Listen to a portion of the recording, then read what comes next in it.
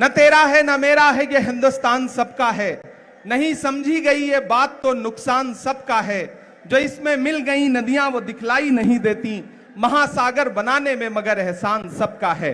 बेल्लारी और उसके आसपास कि मौजूद लाखों की आवाम यहां पर आदरणीय राहुल गांधी जी भारत को जोड़ने की मुहिम लेकर के कन्याकुमारी से अपने साथ हजारों लाखों की तादाद में लोगों को लेकर के निकले हैं और ये यात्रा शहर शहर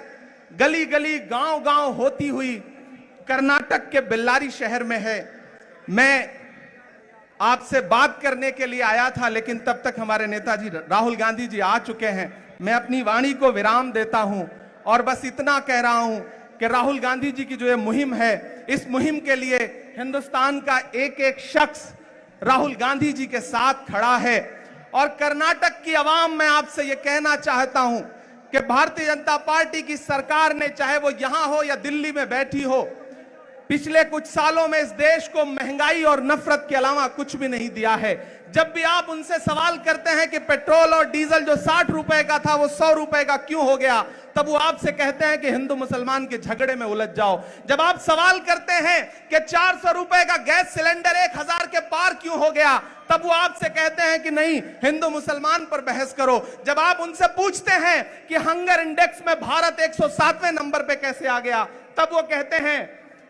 कि आप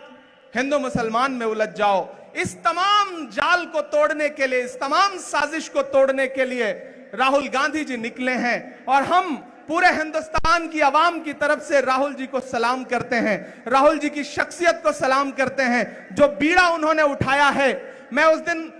यात्रा में साथ चल रहा था तो किसी पत्रकार ने मुझसे कहा कि आप चल रहे हैं तो आपको कैसा महसूस हो रहा है, तो मैंने एक ही बात कही कि मैं महात्मा गांधी के दौर में पैदा हुआ होता तो शायद मैं उनके साथ चल रहा होता, लेकिन मैं इस दौर के गांधी के साथ पैदा हुआ हूं तो मैं अपने दौर के गांधी के साथ चल रहा हूं। और मुझे ऐसा लग रहा है कि मैं एक ऐसी मुहिम में चल रहा हूं कि आने वाली नस्लें जब पूछेंगी कि जब मुल्क में नफरतों की आग लगी थी, महंगाई आसमान को छू रही थी, दिल्ली की गद्दी पर बैठा हुआ हाकिम बात करने को तैयार नहीं था, ऐसे में आप क्या कर रहे थे, तब मैं फख्र से कह सकूंगा, गर्व से कह सकूंगा कि मैं अपने नेता राहुल गांधी जी के कदम से कदम मिला करके कन्याकुमारी से कश्मीर तक अपने पांव के छालों की परवाह किए बिना जा रहा था और भारत को जोड़ने की कोशिश कर रहा था। मैं एक बार फिर से राहुल जी को सलाम करता हूं और मैं जानता हूं कि चाहे बारिश हो या आंधी, नहीं रुकेगा राहुल गांधी। राहुल जी आगे जाएंगे